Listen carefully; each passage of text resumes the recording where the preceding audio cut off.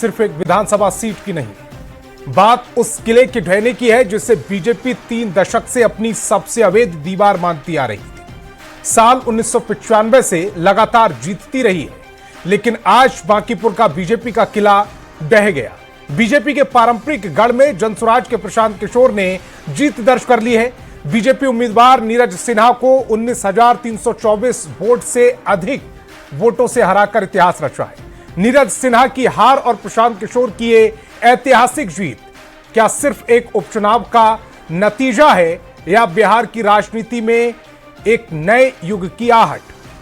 समय बताएगा, लेकिन पहली बार विधानसभा की चौखट लांघने जा रहे प्रशांत किशोर ने जीत के बाद बांकीपुर की जनता का धन्यवाद दिया। उन्होंने कहा कि जिन्होंने भी उन्हें वोट दिया है उनका आभार, जिन्होंने वोट नहीं दिया उनका भरोसा दोबारा से जीतने की कोशिश करेंगे। प्रशांत किशोर ने यह भी कहा कि उनके बांकीपुर जीतने से बांकीपुर बेंगलौर नहीं बन जाएगा, लेकिन प्रदेश में बदलाव की शुरुआत जरूर हो गई। वहीं दूसरी तरफ 3 दशक में पहली हार का मुंह देख रही बीजेपी बिहार अध्यक्ष संजय सरावगी का कहना है कि पार्टी कम वोट मिलने के कारणों की समीक्षा करेगी, लेकिन समीक्षा के बीच सबसे बड़ा सवाल यह है कि क्या अब तक पर्दे के पीछे रहकर रणनीति बनाने वाले प्रशांत किशोर बिहार की राजनीति में विपक्ष के सबसे बड़े चेहरे के रूप में उभर चुके हैं? क्या बांकीपुर की ये जीत उन्हें तेजस्वी और आरजेडी से आगे धकेलकर बिहार का मुख्य विपक्षी चेहरा बना देगी? क्या जनता ने पारंपरिक दलों को नकार कर जनसुराज पर मोहर लगाई है या ये बीजेपी के खिलाफ स्थानीय गुस्सा भरता? और सबसे बड़ा सवाल, क्या प्रशांत किशोर बांकीपुर के जनादेश के बाद बिहार के मुख्य विपक्षी नेता बन जाएंगे? आज की बहस इन्हीं सवालों पर। सबसे पहले एक रिपोर्ट।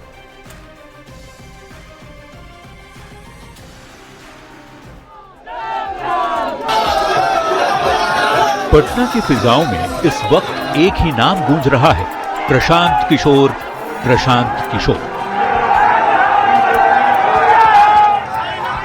नारे गूंज रहे हैं, जोश चरम पर है और समर्थकों का दावा है पीके के आगे सब फीके।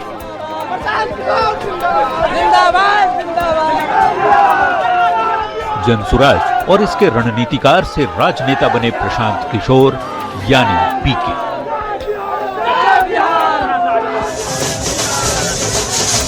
इस जश्न ने जनसुराज कार्यालय को मानो चुनावी उत्सव में बदल दिया।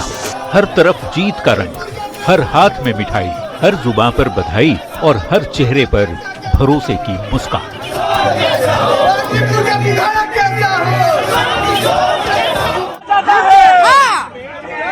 ये परिवर्तन का लहर है जो शुरू से दिख रहा नमन है। बांकीपुर की जनता ने प्रशांत जी को जिताया है। बिहार की जनता ये बता दे रहे प्रधानमंत्री को मेरा सीधा मैसेज है, गद्दी छोड़। जनता को हम लोग कभी नहीं भूलेंगे। बांकीपुर की जनता ने हम लोगों को जिताने का काम किया है। उपचुनाव के नतीजों के रुझानों से ही जनसुराज कार्यालय का पारा 7वें आसमान पर पहुंच गया। जो गलियारे कभी सिर्फ चुनावी चर्चाओं से गूंजते थे, आज वो जीत के जश्न, ढोल की थाप और जीत के नारों से थर्रा रहे हैं।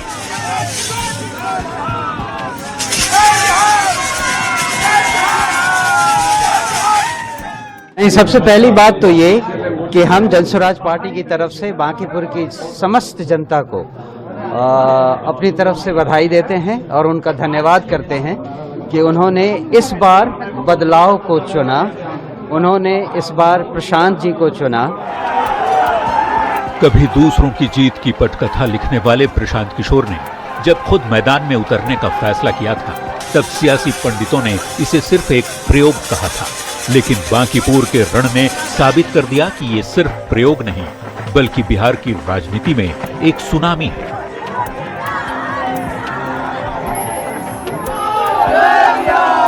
ये जनसुराज के जीत की लिखी जा रही पटकथा और कहानी है। ये पीके नहीं, धुरंधर हैं, जिसके आगे बड़े बड़े दिग्गज सरेंडर हैं। बांकीपुर की जनता की जीत है। लाइट खोलो। और जैसा कि चुनाव प्रचार के दौरान हम लोगों ने जो बात रखी थी, ये विधायक बनाने का चुनाव नहीं है, ये भाजपा के केंद्रीय नेतृत्व को ये संदेश देने का एक प्रयास है बिहार की जनता के द्वारा। और आज की जीत उसी बात को फिर से मजबूत करने के लिए है कि एनडीए को, भाजपा को लोगों ने जिताया है। अब भाजपा के नेतृत्व की ये जिम्मेवारी है कि किसी ऐसे व्यक्ति को बिहार का मुख्यमंत्री बनाए जो कि बिहार में रोजगार लाए, बिहार में शिक्षा की स्थिति को सुधारे, भ्रष्टाचार कम हो और सबसे बढ़कर पलायन बंद हो। ये सीधा सीधा मैसेज है। 30 बरस का जो गढ़ है वो सिर्फ 30 दिनों में ढह गया। वो सिर्फ इसलिए ढहा है कि बिहार के लोग भी चाहते हैं कि अब 4 किलो 5 किलो अनाज और जाति से ऊपर उठकर हम लोग के बच्चों के पढ़ाई रोजगार के लिए केंद्र सरकार और राज्य सरकार काम करे। अगर वो काम नहीं करेंगे तो आगे चुनाव के परिणाम उनको ऐसे ही देखने को मिलेंगे। बड़े बड़े दिग्गजों के किले ढह गए, पारंपरिक पार्टियों के समीकरण कागजों पर धरे के धरे रह गए और बांकीपुर की जनता ने साबित कर दिया कि अब सिर्फ वादों से काम नहीं चलेगा। ये सिर्फ जीत का जश्न नहीं, ये एक सियासी संदेश है। जिस शख्स को कभी चुनावी रणनीति का मास्टरमाइंड कहा जाता था, अब वही खुद चुनावी मैदान में अपनी रणनीति को जीत में बदलता दिख रहा है। अब प्रशांत किशोर पीछे से सिर्फ प्लान नहीं बनाएंगे, अब वो जन नेता के रूप में काम करेंगे, या यूं कहें कि अभी जो रणनीति बनाते थे अब राजनीति करते नजर आएंगे। न्यूज 18 के लिए पटना से रवि एस नारायण, आनंद अमृतराज और विनीता मिश्रा की रिपोर्ट। तो चलिए मेहमानों से आपका परिचय कराते हैं। बीजेपी से कुंतल कृष्ण जी जुड़ रहे हैं, आरजेडी से अजय यादव जी जुड़ रही हैं, जेडीयू से अभिषेक झा जी जुड़ रहे हैं, कांग्रेस से डॉक्टर स्नेहाशीष बर्धन जी जुड़ रहे हैं, जन स्वराज पार्टी से अभिषेक नरेंद्र जी जुड़ रहे हैं और वरिष्ठ पत्रकार के तौर पर रमाकांत चंदन जी इस डिबेट का हिस्सा हैं। सभी मेहमानों का बहुत बहुत स्वागत। शुरुआत कुंतल कृष्ण जी आपसे, बधाई दे दूं? बिल्कुल बिल्कुल, मेरी तरफ से भी बधाई है प्रशांत किशोर और उनकी पूरी टीम को, अभिषेक जी को। पर एक सिर्फ बात यह कहना चाहता हूं कि प्रशांत को आज जो जीत मिली है, इस जीत के साथ एक बहुत बड़ी जिम्मेदारी भी उनके सर पे है। बार बार वो जो लोग कहते आए हैं, तो भाई अब बांकीपुर की जनता को आपने जो बातें कही हैं उसकी जिम्मेदारी भी आपको लेनी है। प्रशांत को बहुत बहुत शुभकामना, बहुत बहुत बधाई। और हम चाहते हैं कि आप एक अच्छे विपक्ष की तरह, एक सेंसिटिव विपक्ष की तरह हमारे साथ रहें। देखिए, भारतीय जनता पार्टी तो उस सोच में विश्वास करती है, हम तो अटल बिहारी वाजपेयी जी के अनुयायी हैं कि न हार में न जीत में किंचित नहीं भयभीत में, जीवन समर की राह पे जो मिला वही सही, ये मिला यही सही, वो मिला वही सही। हार और जीत तो राजनीति का पार्ट है। बांकीपुर और बिहार की जनता की सेवा करने का जो हमें मैंडेट है, जो हमें आदेश है, वो इन चुनावों के बाद भी होते रहेगा। हार से ज्यादा दुखती है संतोष जी, हार तो कहीं की भी हो उतनी ही दुखती है। जीत की खुशी उतनी ही होती है, पर जीत की खुशी के साथ जब जिम्मेदारी का एहसास होता है तो वो जीत असली जीत होती है। मैं चाहता हूं, अभी आप ही की रिपोर्ट में कही जा रही थी कि बातों और वायदों से काम अब नहीं चलेगा। सच्चाई है, बातों से काम अब नहीं चलना चाहिए। प्रशांत को आज जीत मिली है, प्रशांत की पूरी टीम को इसकी बधाई। बांकीपुर, यही तो खूबसूरती है लोकतंत्र की, यही तो खुशनुमापन है जमहूरियत का कि जीत और हार कुछ भी हो, लेकिन जीतती जनता ही है। बांकीपुर की जनता का आदेश है, सर आंखों पे है। भाई, इस बात की तो समीक्षा और इस बात की तो चिंता हमें करनी ही पड़ेगी ना कि 6 महीने पहले बांकीपुर की जिस देवतुल्य जनता ने हमें लगभग 1 लाख वोट दिए थे, आज उसी जनता ने 50% कम वोट हमें दिए हैं। इस बात की चिंता करने को हम तैयार हैं, इस बात की समीक्षा हमें करनी पड़ेगी। साथ में राजद की हमारी बहन बैठी हुई हैं, 45,000 से 12,000। हमें तो पता है, हम तो बहुत अभी ही समीक्षा में हम चले गए हैं और हम बहुत सी चीजों पे हम बातचीत कर रहे हैं। पर राष्ट्रीय जनता दल जो कि बिहार में आज भी, पहले मैं जरा अपने पैनलिस्ट को ये बता दूं, 45,000 से 12,000 ये बता दूं, चूंकि मैंने शुरुआत आपसे और बधाई से क्यों की और मैंने आपसे क्यों पूछा कि बधाई दे दूं, चूंकि 3-4 दिन पहले मैं कुंतल कृष्ण जी दोनों डिबेट में थे और उस दिन डिस्कस इसी पर चल रहा था कि बधाई किसको दें। कुंतल कृष्ण जी ने कहा कि बधाई दे दीजिए, बीजेपी जीत जाएगी। और उस दिन जनसुराज से भी हमारे जो मेहमान थे वो भी थोड़े कंफ्यूजन में थे, आरजेडी भी कंफ्यूजन में थी, सिर्फ आश्वस्त जीत के प्रति बीजेपी थी। तो अभिषेक जी, आज तो आपका दिन है, बधाई का दिन है, आपको बधाई। आप पहली बार खाता खोलने में कामयाब रहे। प्रशांत किशोर पहली बार विधानसभा जाएंगे, बहुत बहुत शुभकामनाएं, बहुत बहुत बधाई आपको। लेकिन जैसा कुंतल कृष्ण जी ने कहा कि ये अब वादों से और बातों से काम नहीं चलेगा, एक जिम्मेदारी लेकर आया है। ये जीत जो मिली है आपको, कई जिम्मेदारी लेकर आई है। और अब जो बांकीपुर जहां से आप जीते हैं, कम से कम 3,79,000 वोटरों की जिम्मेदारी आपके कंधों पर है। नहीं, निश्चित तौर पे संतोष जी, आज मैं बांकीपुर की उस देवतुल्य जनता का सबसे पहले धन्यवाद करना चाहता हूं, जिस जनता ने आज बिहार में एक नई राजनीति का अध्याय शुरू कर दिया है, एक शंखनाद किया है। आज बांकीपुर की उस देवतुल्य जनता का और उस तमाम हजारों, बिहार में ऐसे हजारों लाखों कार्यकर्ताओं का, समर्थकों का मैं धन्यवाद करना चाहता हूं, जो पिछले 4 साल से बिहार में इस बात के लिए अपना पसीना बहा रहे थे कि इस बिहार के अंदर भी कभी रोजगार की बात पे चुनाव होगा, कभी शिक्षा के बात पे चुनाव होगा, कभी स्वास्थ्य के नाम पे चुनाव होगा, कभी तो बिहार के लोग जाति से बाहर निकल के, पार्टियों के बंधनों से बाहर निकलकर वोट करेंगे।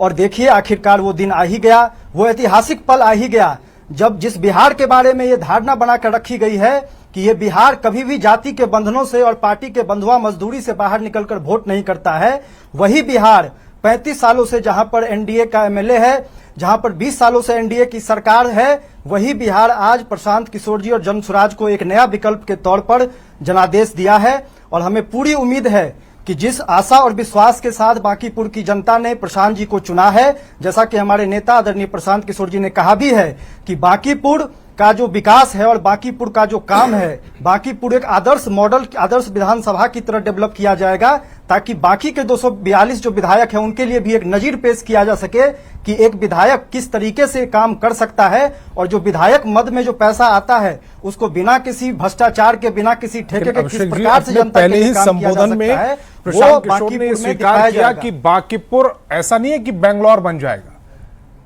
लेकिन यहां से बदलाव की शुरुआत की बात उन्होंने की कि यहां से बदलाव की शुरुआत हो रही है। वो किन किन मायनों में बदलाव की शुरुआत हो रही है?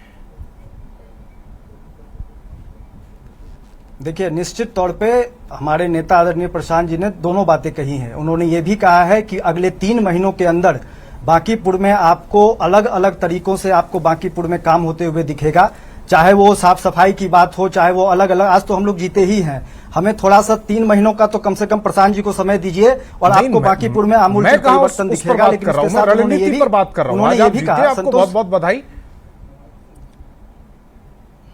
बिल्कुल, मैं उसी बात पे आ रहा हूं कि उन्होंने साथ में ये भी कहा कि बांकीपुर में वो काम होगा, एक विधायक होने के नाते बांकीपुर का वो काम करेंगे कि एक आदर्श विधानसभा के तौर पे बांकीपुर डेवलप हो, ताकि बाकी के 242 जो विधानसभा है उनके विधायकों को भी वो नजीर पेश हो सके कि कैसे विधानसभा में काम किया जा सकता है। अगर आपका जनप्रतिनिधि ईमानदार हो, अगर जनप्रतिनिधि का जनता के प्रति काम करने की भावना हो, तो कैसे वो काम हो सकता है। लेकिन बड़े परिप्रेक्ष्य में जो बात है कि जो बांकीपुर की जनता ने, जिस बांकीपुर की जनता के बारे में कहा गया कि यहाँ पर 35 साल से भाजपा का ये किला है और यहाँ पर कोई दूसरा चैलेंज नहीं है, भाजपा को चैलेंज नहीं कर सकता है, तो जनता ने बता दिया कि भैया धनबल चाहे कितना भी हो, बाहुबल चाहे कितना भी हो, जब जनशक्ति खड़ी हो जाती है, जब जनबल खड़ा हो जाता है, तो उसके सामने कोई बल नहीं टिकता है। और जो पिछले 6 महीनों में सम्राट सरकार का जो जिस प्रकार से अराजकता फैलाई, जिस प्रकार से अपराध का तांडव पूरे बिहार में फैलाया, उन सब का आक्रोश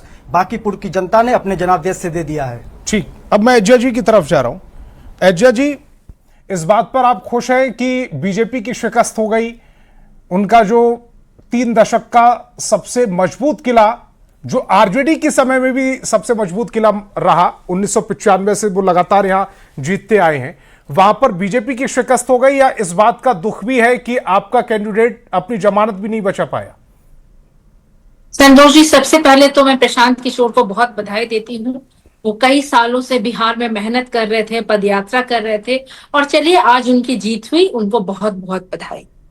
और जो उनके वादे हैं, जिस तरह की वो बातें कर रहे हैं, पलायन रोकना, जॉब देना, तो हम लोग उनके साथ हैं, क्योंकि तेजस्वी जी के भी यही मैनिफेस्टो रहे हैं, पलायन नहीं हो, युवा को नौकरी मिले, बेरोजगारी हटे, महंगाई कंट्रोल में हो, महिलाएं सुरक्षित रहे। दूसरी बात बिल्कुल सही है, इस बार हम लोग को उम्मीद थी कि यादव कैंडिडेट हमारी, राजद कैंडिडेट हमारी जो है वो जीतेंगी। चलिए वो नहीं जीत पाए, और इस पे हम लोग जरूर देखेंगे कि क्या वजह हुई, किन वजह से उनको इतने कम वोट आए। लेकिन अब मैं कुंतल जी को सुन रही थे, वो कह रहे थे रेखा जी को पहले 46,000 वोट आया और इस बार 12,000 या कुछ वोट बता रहा है। वो अपने बारे में बोले ना, नवीन संतोष जी, नितिन नवीन को कितना वोट आया था 20-25 में? 50,000 के मार्जिन से वो जीते थे उस बार। और इस बार बीजेपी के कैंडिडेट को कितना वोट आया? आप जरा अपना मार्जिन भी देखें ना, दूसरे की तरफ बोलने के पहले आप अपनी तरफ देखें। एक तरफ नितिन नवीन, बीजेपी का गढ़, राष्ट्रीय अध्यक्ष, आपके वरिष्ठ नेता बोल रहे थे कुत्ता बिल्ली को भी टिकट मिल जाएगा तो वो जीत जाएगी। इतना ओवर कॉन्फिडेंस! क्या आदमी और कुत्ता बिल्ली सब एक है कि कुत्ता बिल्ली को दे दो, यहाँ एक कार्यकर्ता को दिए, सबको आप एक प्लेटफॉर्म पे रखते हैं। एक तरफ बोलते हैं हमने कार्यकर्ता को टिकट दे दिया जीतने के लिए, एक तरफ आप बोलते हैं अगर हम कुत्ता बिल्ली को भी दे देंगे तो वो जीत जाएगा। तो इस तरह की जो भाषा बीजेपी की है, इसका मुझे लगता है कि सब लोग, कोई इसका समर्थन नहीं करने वाले हैं। जहां तक राजद की भाषा का नुकसान हुआ, उनको अपनी भाषा का नुकसान हुआ, हो सकता है वो ओवर कॉन्फिडेंट हो, उसका उनको नुकसान हुआ। लेकिन आरजेडी को किस बात का नुकसान हुआ? आरजेडी कॉन्फिडेंट थी, आरजेडी यहां पर बैठकर कहती थी, जनस्वराज का नाम भी नहीं लेती थी इस डिबेट में, वो कहते थे हम नंबर 1 है, नंबर 2 नंबर 3 ये तय कर लें। संतोष जी, ये ओवर कॉन्फिडेंस के साथ ये कोई सभ्य बोली नहीं है। कोई सभ्य पुरुष इस तरह की बोली नहीं बोल सकता है एक लोकतंत्र में, जहां पे वोट के माध्यम से लोग जीते कि अगर हम कुत्ते बिल्ली को भी दे देते सिंबल तो वो जीत जाता है। ये एजुकेटेड अनएजुकेटेड सब छोड़ दे। अच्छा, बीजेपी ने आप पर एक आरोप लगाया था कि आपने अपना वोट ट्रांसफर करवाया है प्रशांत किशोर को, इस आरोप में कितना दम? संतोष जी, सबसे पहले तो ठीक है, हमारे कुछ जितनी उम्मीद हम लोग को थी उतना वोट हम लोगों को नहीं आ पाया। और इसमें मैं फिर कह रही हूँ कि हम लोग मेहनत करेंगे। प्रशांत किशोर जी काफी दिनों से बिहार में वो भी मेहनत कर रहे थे, कई पदयात्रा वगैरह भी किए थे। चलिए उनको मौका मिला, बिहार के मुद्दों को उठाए। बांकीपुर की जो दुर्दशा बीजेपी वालों ने कर दी है 35 सालों में, उससे थोड़ा ऊपर उठाए। और मुद्दे तो वही है इनके बीच। कुंतल जी आप रिएक्ट कीजिएगा, उसके बाद मैं अभिषेक जी की तरफ जा रहा हूं। संतोष जी देखिए, आज वैसे तो मैं जनस्वराज के साथियों को कोई ऐसी बात नहीं कहना चाहता हूं जिससे उन्हें थोड़ा भी दुख हो, पर मुझे एक बात का क्षोभ है। भारतीय जनता पार्टी के किस नेता ने इस तरह के शब्द का इस्तेमाल किए, ये मैं चाहूंगा कि जनस्वराज के साथी प्रशांत किशोर की टीम और प्रशांत किशोर खुद भी ये कृपया कभी भी आके बताएं। प्रशांत किशोर और उनकी टीम ने एक फॉल्स नैरेटिव गढ़ा। इसीलिए मैं बार बार कह रहा हूं कि चुनाव लड़ने तक तो प्रोपेगेंडा चल जाता है, लेकिन जब आपकी जीत हो जाती है तो जीत के साथ जिम्मेदारी आ जाती है। अभी अभिषेक हमारे छोटे भाई हैं, बहुत बहुत बधाई इनको मैं सुबह से ही दे रहा हूं। 12 बजे के बाद तो लगभग बधाई लेने के मूड में भी हो गए थे और मैं दे भी रहा था। मैं ये बात कहना चाहता हूं कि आपने कहा ना कि साहब शिक्षा, रोजगार, पलायन, इन पे चुनाव हुआ, तो मैं चाहूंगा कि कृपा करके आप बांकीपुर में कोई ऐसा मॉडल बनाएं। चूंकि 2023 में जनस्वराज के एक साथी जीते थे सारण टीचर्स कॉन्फ्रेंसी में, आफाक साहब। 3 साल हो गया है। अगर अभिषेक कुछ बता सकें कि क्या जनस्वराज ने वहां कौन सा बेहतर मॉडल बताया है तो मैं जानना चाहूंगा। क्योंकि पूरे बिहार, मुझे तो लगता है कि संतोष जी आपको भी इस बात की जानकारी शायद नहीं होगी कि जनस्वराज के एक साथी विधान परिषद में हैं। ऐसा कोई रिमार्केबल काम जनस्वराज के, मुझे इस बात की जानकारी है। और कोई रिमार्केबल काम आपको याद आ रहा है? कोई रिमार्केबल काम जनस्वराज का? उस पर सवाल पूछे जा सकते हैं, लेकिन इस बात की जानकारी है 3 साल से प्रतिनिधित्व ठीक है। मैं चूंकि उनका कोई रिमार्केबल काम नहीं आया। प्रशांत किशोर तो बार बार, और प्रशांत किशोर की पूरी टीम, जनस्वराज की पूरी तथाकथित सेना इस बात को कह रही है कि साहब हम तो काम करेंगे। 3 साल से साहब आप हैं, आपको मौका मिला, कृपया बता दें आपने ऐसा कौन सा काम किया? कौन सा काम किया आपने? चुनाव का नतीजा आ चुका है, ठीक है, चुनाव जीतने तक में आपने जो फॉल्स नैरेटिव गढ़ना था गढ़ लिया। अब तो जीत की जिम्मेदारी आपके साथ है ना। मेरी बधाई आपको है, लेकिन साथ में इस जिम्मेदारी का भी मैं एहसास दिला देना चाहता हूं। प्रशांत किशोर हमारे साइंस कॉलेज के सीनियर भी हैं, उस नाते भी मैं कह रहा हूं। अभिषेक झा जी की तरफ जा रहा हूं। अभिषेक जी, फॉल्स नैरेटिव से आप चुनाव जीत सकते हैं, तो ये नैरेटिव गढ़ा गया, फॉल्स नैरेटिव की वजह से प्रशांत किशोर ये चुनाव जीतते हैं, या फिर उन्होंने वो मुद्दे उठाए जो लोगों को हिट कर रहे थे और 3 दशक से बीजेपी का वहां पर प्रतिनिधि, वहां से बीजेपी के प्रतिनिधि वहां से जीतते चले आए थे, तो लोगों को लगा कि थोड़ा सा चेंज भी जरूरी है। चुनाव जीतने और हारने के बाद तो बहुत तरह के विश्लेषण हो सकते हैं, समीक्षा भी हो सकती है। सबसे पहले तो बहुत बधाई है, शुभकामनाएं हैं, प्रशांत किशोर जी जीते हैं, इनकी पार्टी के लोगों को शुभकामनाएं हैं। बांकीपुर के लोगों ने जो जनादेश दिया है उसके लिए उनको शुभकामनाएं हैं। लोकतंत्र में जनादेश का एकदम सम्मान होना चाहिए और जीतने वाले पक्ष को अति गुमान में नहीं रहना चाहिए और हारने वाले पक्ष को अति हतोत्साहित नहीं होना चाहिए। अपनी हार की बखूबी समीक्षा करनी चाहिए। उपचुनाव में बहुत व्यापक मुद्दे हावी नहीं हो पाते, सबको मालूम है, और ऐसा ही रोष अगर जनता का होता तो एनडीए लड़ा था चुनाव अभी से कुछ महीने पहले विधानसभा का, और जिस तरह से प्रचंड बहुमत मिली थी आप सबके सामने है। उस वक्त भी इनकी पार्टी चुनाव लड़ी थी, क्या परिस्थिति हुई थी सबको मालूम है। तो होता है कई बार चुनाव के समय बहुत तरह की बातें हो जाती हैं और एनडीए का पूरा कुनबा इसकी पूरी जवाबदेही लेता है। कलेक्टिव रिस्पॉन्सिबिलिटी के रूप में हम लोग इसको देखते हैं। आने वाले समय में इसकी समीक्षा करेंगे और जीतने के बाद प्रशांत जी ने जो बातें कही वो भी आपके सामने, आपने भी सवाल उठाया। उन्होंने कहा साफ तौर पर कि भाई कोई विधायक बनाने का चुनाव नहीं था और कोई बहुत बड़ा परिवर्तन कर देंगे, वो बांकीपुर में ऐसी भी बात नहीं है। बड़ी बात अभी नहीं कहेंगे, इससे पहले कह रहे थे। उन्होंने बताया कि भाई बांकीपुर को हम बैंगलोर नहीं बना सकते हैं, मतलब अभी वो मानते हैं कि अगर कहीं उनको काम करने का अवसर प्रदान किया जाए तो शायद उस स्तर पर वो काम नहीं कर पाएंगे, लेकिन कुछ काम करेंगे, कुछ परिवर्तन आपको दिखाएंगे। खैर, उन्होंने अपनी जो भी बातें कही हैं उनका भी सम्मान है और ऐसा नहीं है कि बांकीपुर में हमको जीत नहीं मिली है या बांकीपुर में लंबे समय से हम लोग जीत रहे थे तो बांकीपुर का विकास नहीं होगा। विकास त्वरित गति से होगा, दुगनी गति से होगा, 4 गुनी गति से होगा।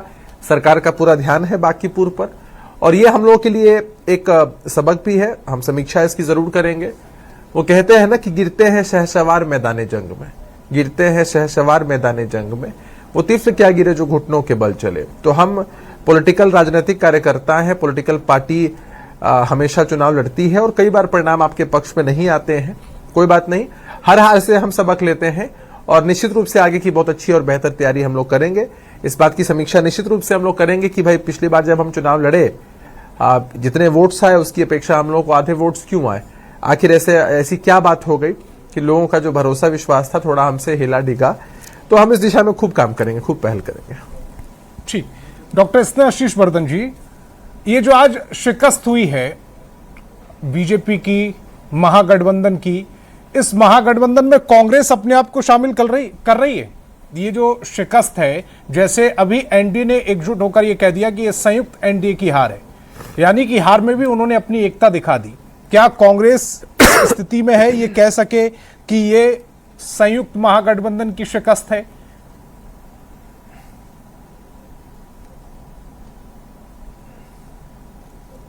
स्नेहाशीष जी की आवाज दीजिएगा जरा, और इनकी आवाज मेरी ईपी में भी दीजिएगा। जो देश में अघोषित तानाशाही और एक आपातकाल की स्थिति बनी हुई है और जो अहंकार भारतीय जनता पार्टी के नेताओं और एनडीए के नेताओं में दिख रही थी, उसको जनता ने नकारा है और ये जीत प्रशांत किशोर जी को मुबारक है। वो मेहनत किए हैं, उसका फल उन्हें मिला है, तो इसलिए मुबारकबाद है। और कहीं ना कहीं उन्होंने हम लोगों को, हाँ एज ए कलेक्टिव मैं बोल रहा हूं, हम लोगों को, महागठबंधन को और साथ ही पूरे विपक्षी दलों को सोचने के लिए विवश किया है कि आखिर भारतीय जनता पार्टी को नकारने वाली जनता प्रशांत किशोर पर विश्वास कैसे कर रही है। तो ये हम लोगों के लिए भी समीक्षा का विषय है और इसमें मैं कोई भी गुरेज नहीं करूंगा इसे एक्सेप्ट करने में। दूसरी बात रही जहां तक, तो पॉलिटिकल कम्युनिकेशन का एक विद्यार्थी रहने के कारण मैं ये बात जरूर कहूंगा कि उन्होंने नैरेटिव बेहतर गढ़ा और उस नैरेटिव में जनता ने विश्वास किया, इसलिए उनके नैरेटिव जो वो पीआर करते आए हैं, जिस जिससे उन्होंने देश में लोकतांत्रिक व्यवस्था को महंगा बना दिया पीआर मैनेजमेंट के तहत। भले वो गांधी जी की तस्वीर लगाते हैं, तो उन्होंने लोकतंत्र को जो महंगा किया है उसी का उनका आज परीक्षा का परिणाम था, उसमें वो सफल रहे, ये भी मैं कहूंगा। और पूरी तरीके से ये बात स्पष्ट है कि भारतीय जनता पार्टी की जो अहंकारी नीति थी, जो वर्तमान में पेपर लीक की समस्या थी, फर्जी एनकाउंटर जो हुआ शाहपुर में, और तमाम पटना में जो छात्रों को पीटा गया, जो बर्बरता की गई, उन तमाम चीजों का रिजल्ट आया। लेकिन उसमें प्रशांत किशोर जी ने बाजी मारी, तो कहीं ना कहीं उनके मेहनत को, उनके जो माइक्रो मैनेजमेंट सिस्टम है भारतीय जनता पार्टी के खिलाफ उन्होंने पहली बार इस्तेमाल किया है, तो ये निश्चित तौर पे कहीं ना कहीं उनकी जीत है। जमानत भी नहीं बचा पाए। नहीं, जमानत बचा पाए नहीं बचा पाए इसकी समीक्षा हम लोग कर लेंगे। और रही बात, जहां तक जनता ने हम लोगों को नकारा है, इस बात को हम लोग एक्सेप्ट कर रहे हैं, इसमें बहुत बड़ी बात नहीं है।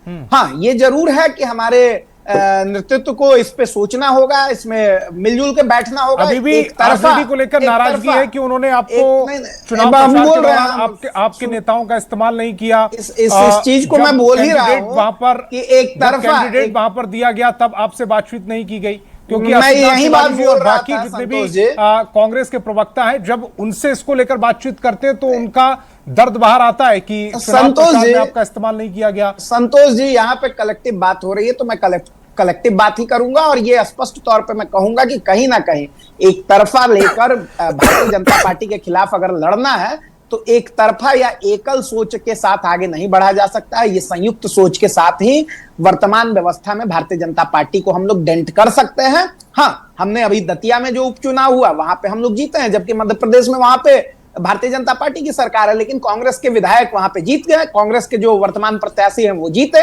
गुजरात में हम लोग हारे, लेकिन हार का अंतर भी मायने रखता है। गुजरात में देख लीजिए किस तरीके से जो एक तरफा चुनाव था वो आज 30,000 के अंतर पे रह गया। बिहार में भी ये चीज देखने वाला है। नहीं, कोई कम नहीं लग रहा है, लेकिन जो पिछले बार लाख का था उससे तो कम है, 70,000 से तो कम है।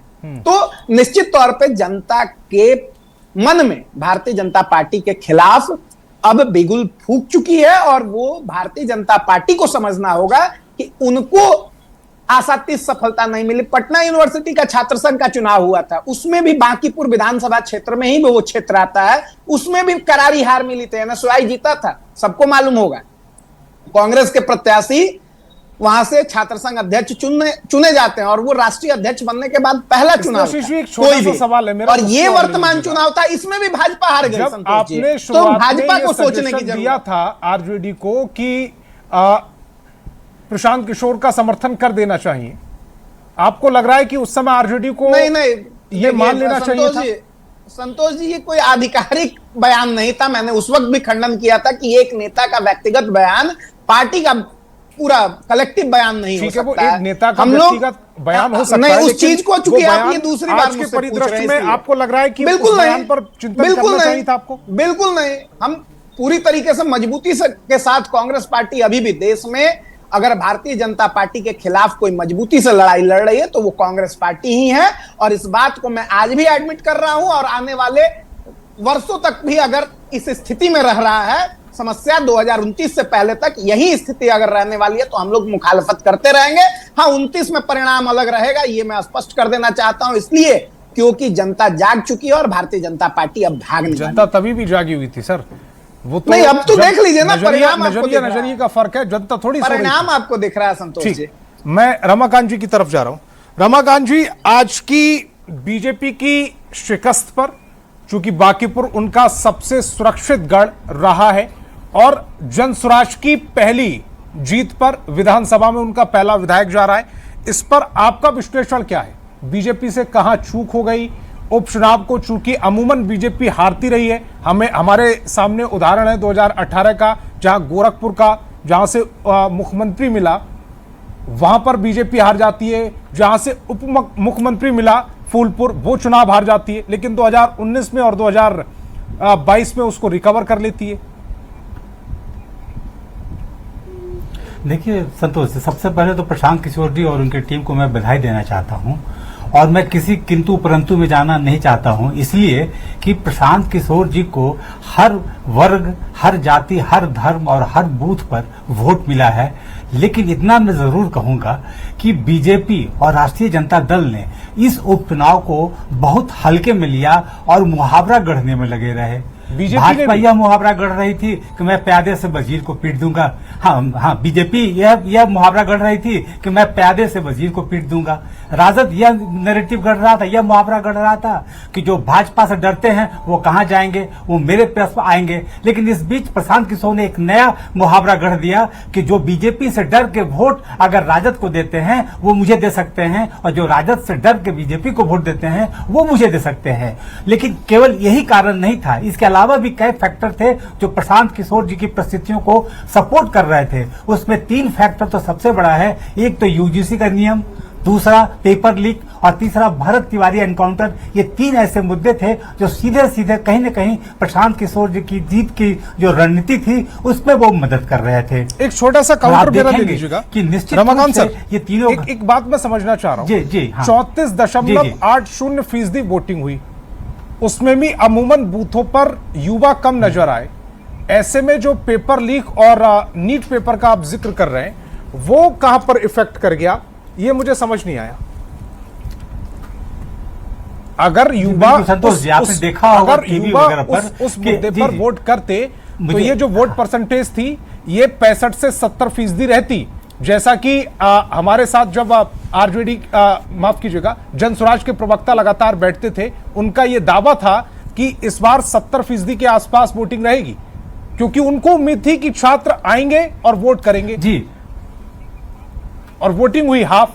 देखिए संतोष जी, आपने अगर देखा होगा टीवी पर, जी टीवी पर आपने देखा होगा रिफ्लेक्शन में, तो बच्चे से ज्यादा उनके गार्जियन परेशान थे इन खास पेपर लीक की समस्या से। ये भरत एनकाउंटर वाले मामले में देख रहे होंगे कि लगातार जो प्रतिक्रिया आ रही थी वो युवा तो दे रहे थे, लेकिन उनके परिवार के जन भी जो हैं, जो बड़े बड़े लोग हैं वो भी दे रहे थे। और जहां तक बात है, मैंने पहले भी कहा था कि प्रशांत किशोर जी का टारगेट वो 60% वोट था जो वोट नहीं देते हैं। लेकिन संजोग यह के लिए एक ऐसा समय है, वो बड़ा पढ़ा लिखा वो कंस्टिट्यूएंसी है जहां बच्चे या तो पढ़ने गए होंगे या नौकरी करने गए होंगे। इसका साथ सीधा इफेक्ट वो 34% वोट हुआ है उस पर पड़ता है कि निश्चित रूप से युवाओं की संख्या जो नहीं देखी जा रही थी उसके पीछे कारण में यही था कि ये लोग सब विस्थापित थे। कई आपने बताया कोई पलायन कर गए हैं, कोई छात्र पढ़ने गए हैं, ऐसे बहुत से कारण हैं जो उन्हें पटना छोड़ने के लिए बाध्य कर देता है।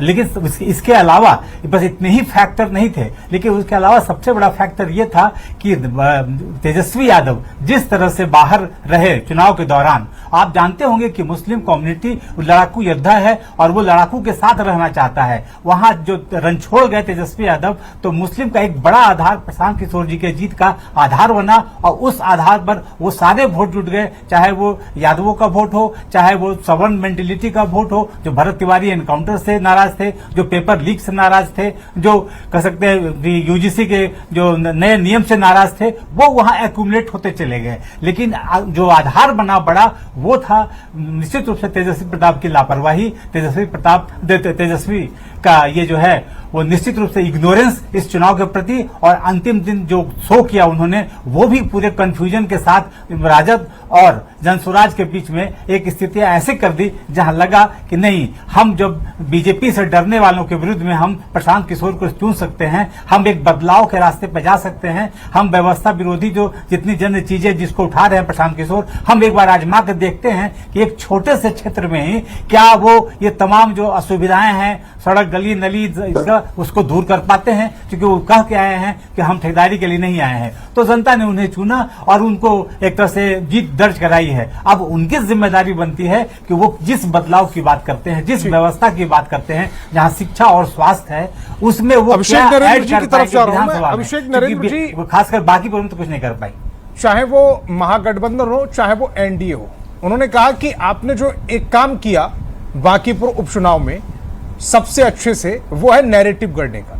लेकिन आप ये भी जानते हैं कि जो काट की हांडी है वो एक ही बार चढ़ती है, बार बार नहीं चढ़ती। नैरेटिव से सिर्फ आप एक बार जीत सकते हैं, बार बार आपको जीत नहीं मिलेगी। तो इसको लेकर आप, चूंकि विपक्ष आपका विपक्ष हुआ, वैसे सत्ता पक्ष हुआ, और विपक्ष भी आरजेडी और कांग्रेस भी आरोप लगा रही है कि नैरेटिव गढ़ने में जनसुराज का, प्रशांत किशोर का कोई सानी नहीं है। आपको लग रहा है ये विश्लेषण ठीक है आपके बारे में? देखिए, 2-3 बांकीपुर का कैंपेन चल रहा है और इस कैंपेन के दौरान भारतीय जनता पार्टी ने कहा कि कौन है प्रशांत किशोर। दूसरा, उन्होंने कहा कि प्रशांत किशोर जी को 2025 में जनता ने वोट नहीं दिया, तो अब प्रशांत किशोर जी चुनाव क्यों लड़ रहे हैं, उनका वोट बेस क्या है। तीसरा, इन्होंने कहा कि प्रशांत किशोर जी का संगठन क्या है। ये नैरेटिव भारतीय जनता पार्टी ने फैलाया, जिसका जवाब बांकीपुर की जनता ने आज दे दिया है। हम लोग नैरेटिव नहीं फैलाते हैं, हम लोग बांकीपुर की जनता की, बिहार की जनता की मूलभूत सुविधाओं की और मुद्दों की बात करते हैं, पहली चीज। दूसरी चीज, मुझे खुशी है कि हमारे बीजेपी के बड़े भाई जब से आज परिणाम बांकीपुर का आया है, तब से उन्हें काम की बहुत याद आ रही है और मुझे बहुत खुशी है कि सिर्फ एक सीट पर जब जनसुराज जीत रहा है तो हमारे भारतीय जनता पार्टी के बड़े भाई को काम की याद आने लगी। ये बिहार के लिए अच्छा है, बांकीपुर के लिए अच्छा है। 35 सालों से यहाँ पर आपका एमएलए है, 2 महीने से आप लोग कैंपेन कर रहे हैं, पूरी ताकत लगा दी, यहाँ पर सारे नेता अभिनेता सबको उतार दिया, लेकिन काम की बात नहीं हो पाई। बांकीपुर की जनता को आप नहीं समझा पाए कि 35 साल में बांकीपुर का आपने क्या विकास किया है। तो ये तो पहले इनको बांकीपुर की जनता को समझाना चाहिए था। उनके पहले तो बांकीपुर की जनता को समझा देते कि क्या विकास इन्होंने किया है। छोटे मोटे नुक्कड़ सभा भी वो करते हैं तो उनका पहला शब्द विकास होता है। देखिए, विकास सिर्फ शब्द ले लेने से, नाम ले लेने से विकास नहीं हो जाता। बांकीपुर की जनता को इनको बताना चाहिए था कि 35 सालों से अगर बांकीपुर में गंदगी हर जगह हर गली में फैली हुई है तो क्यों फैली हुई है, कौन जिम्मेदार है।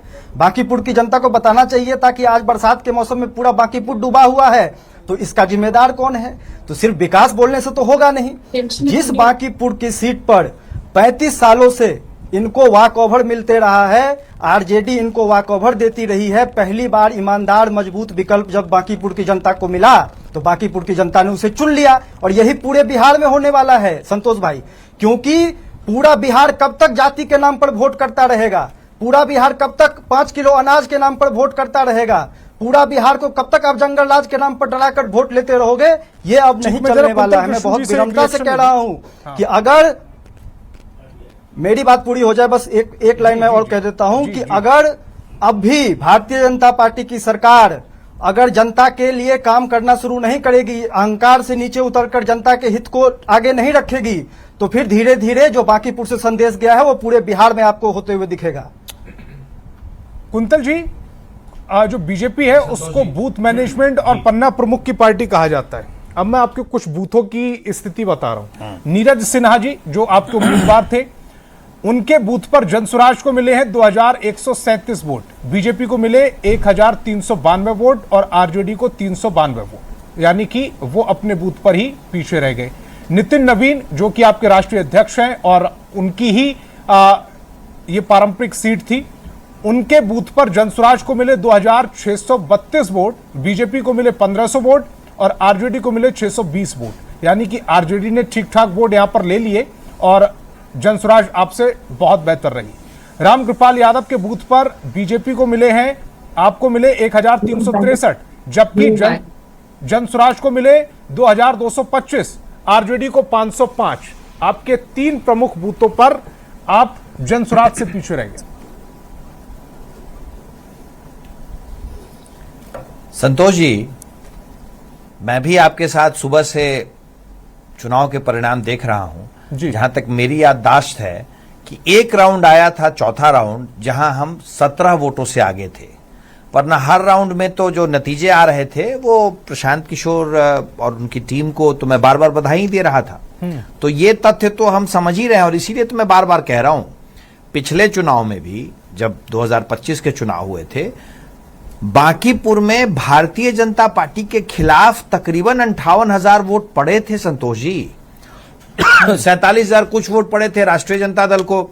जनसुराज के जो उस समय साथी लड़ रही थी वंदना जी, उनको पड़े थे 7700 वोट और मिला जुला करके, हाँ 7700 वही होते हैं, 7,700 कुछ वोट और मिला जुला के 5-7 हजार वोट और भी पड़े थे, बाकी जो आजाद साथी लोग लड़ रहे थे। भारतीय जनता पार्टी के उम्मीदवार को 98,000 वोट पड़े थे, पर हमारे खिलाफ 60,000 वोट उस समय भी पड़ा था। मैं इस बात को तो शुरू से दोहरा रहा हूं कि हमारे लिए तो सिर्फ और सिर्फ यही विश्लेषण का विषय है कि हमें आधे वोट आए हैं।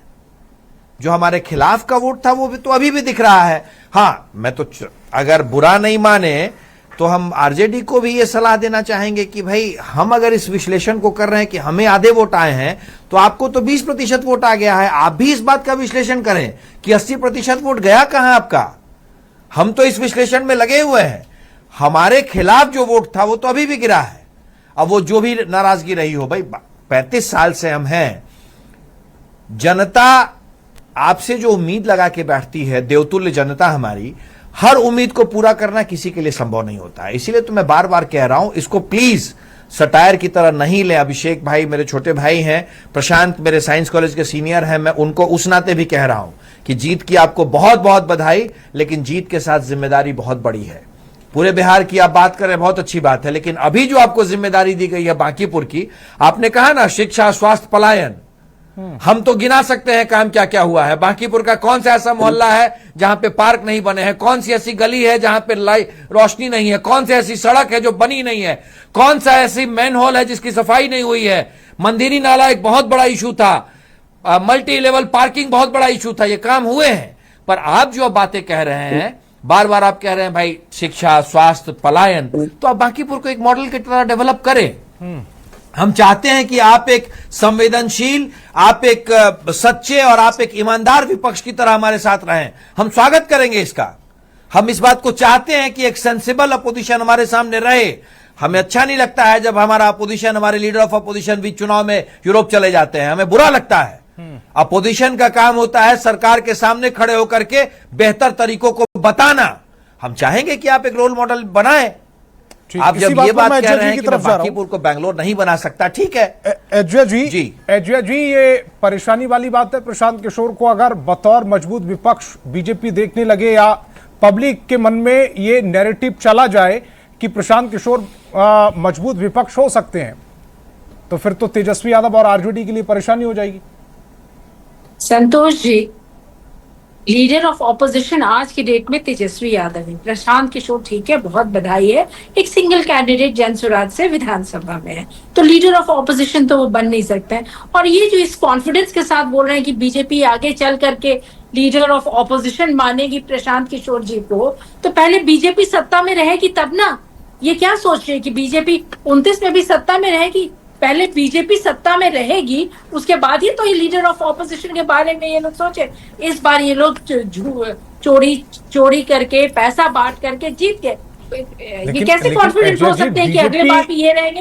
हो सकता है में रहे, सत्ता में रहे, उससे ज्यादा चिंता आपको ये नहीं करनी चाहिए कि आरजेडी कहां पर रहेगी।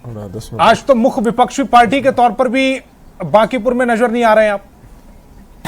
संतोष जी, आरजेडी सत्ता में रहेगी, ऐसा आप क्यों नहीं सोच रहे हैं? क्यों आप हमेशा आरजेडी की बात करते हैं? तो कहां रहेगी ये सोचे। चलिए, इस बार मैंने कहा से ज्यादा मैं सोच लूंगा तो उससे आपको सत्ता नहीं मिल जाएगी। अजय जी, संतोष जी, जनता को सोचना है, जो आपको वोट डाल रहे हैं, और हकीकत आपके सामने है।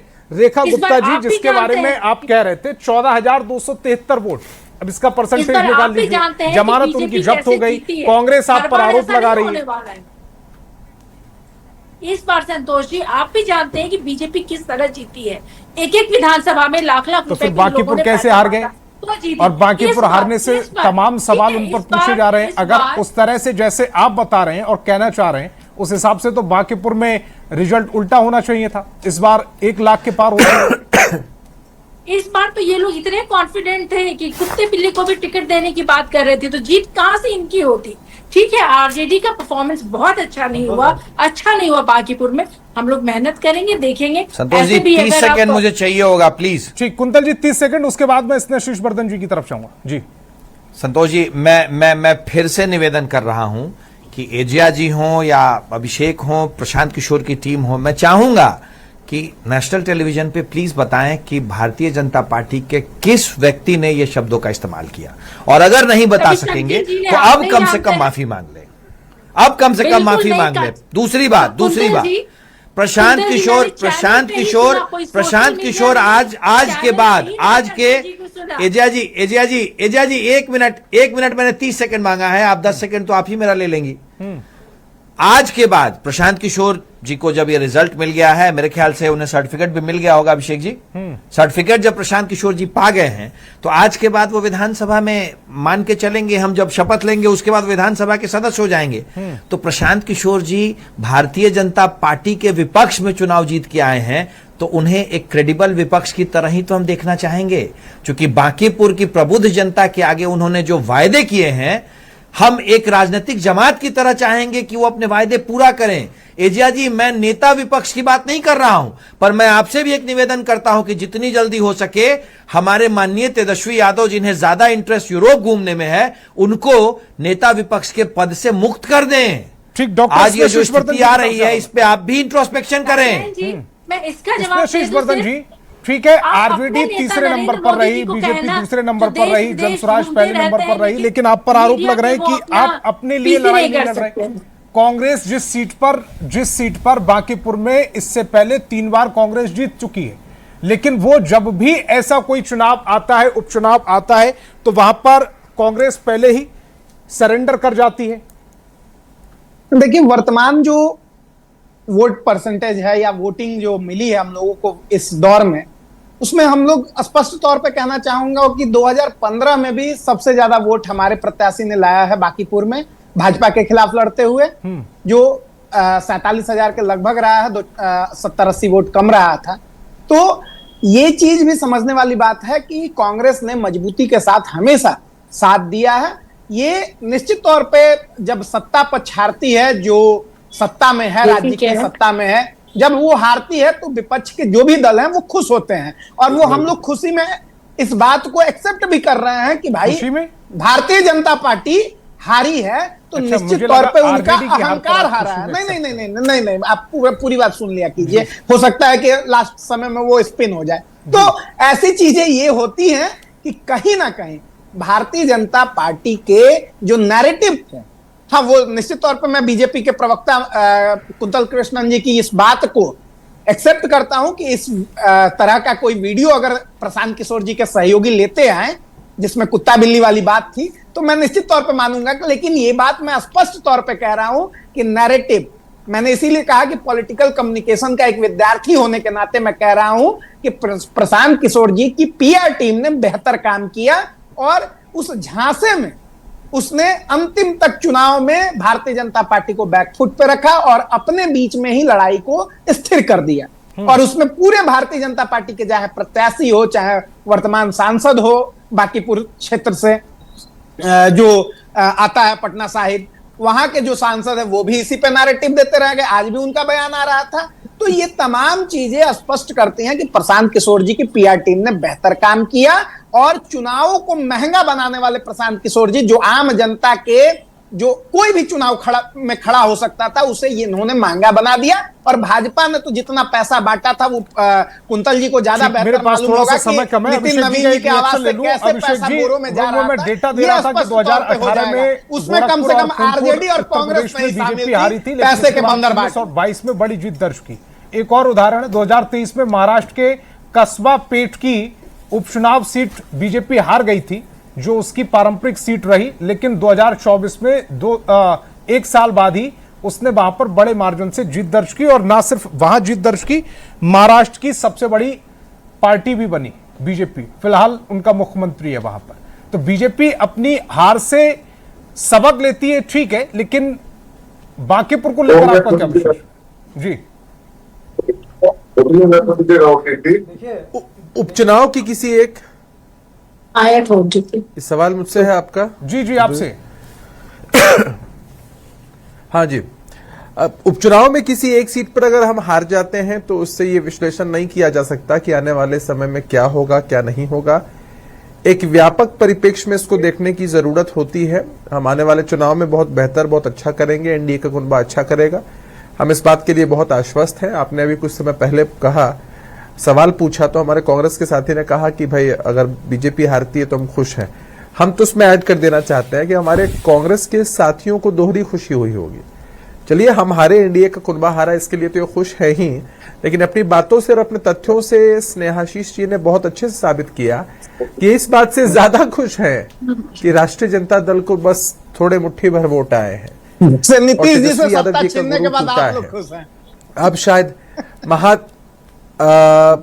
निश्चित तौर पे महागठबंधन में इनकी नीतीश पूछ जी थोड़ी से और सत्ता बढ़ेगी। छीन ली गई इस है। बात से भी ये थोड़े थोड़ा सा खुश हो गए। मुझे एक और तो हम तो चलिए भाई एक और खुश पैनलिस्ट के पास आप जाना है, और प्लीज, खुश बीच हो में। रहे हैं, हम इसके लिए आपको शुभकामनाएं देते हैं।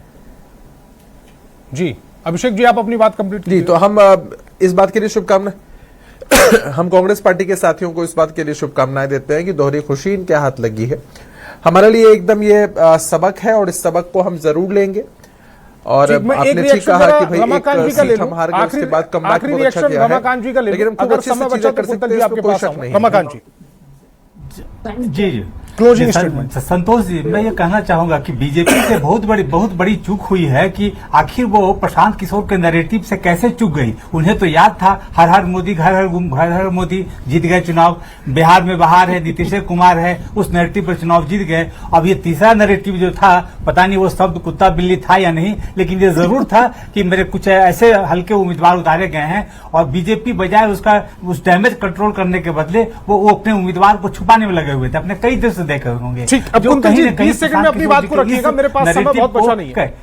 जी, नैरेटिव को कहीं का सच कर रहे तो हैं। जी देखिए, मैं अभी डेटा नहीं देना चाहूंगा, वरना मेरे पास बहुत से ऐसे उपचुनाव के परिणाम है गिनवाने के, जहां पे उपचुनाव के परिणाम से बिल्कुल उलट आ जाता है रिजल्ट चुनावों में। पर आज की मुख्य बात यह है कि प्रशांत को बहुत बहुत बधाई, पर मैं सिर्फ एक बात कहना चाहता हूं कि प्रोपेगेंडा और नैरेटिव से चुनाव जीते जा सकते हैं, पर जमीन पे काम करना पड़ता है। यही इसी पॉइंट पर राजनीति की डिबेट को सच्चाई है, यही सेवा भाव की आपका सच्चाई। बहुत बहुत शुक्रिया। बांकीपुर में आज इतिहास रचा गया। प्रशांत किशोर ने वहां पर बड़ी जीत दर्ज की है। बीजेपी की पारंपरिक सीट थी, 31 सालों से लगातार बीजेपी इस पर कब्जा जमाए हुई थी, लेकिन इस बार यह तिलिस्म टूटा है और अब प्रशांत किशोर को बधाई संदेश मिलने शुरू हो चुके हैं।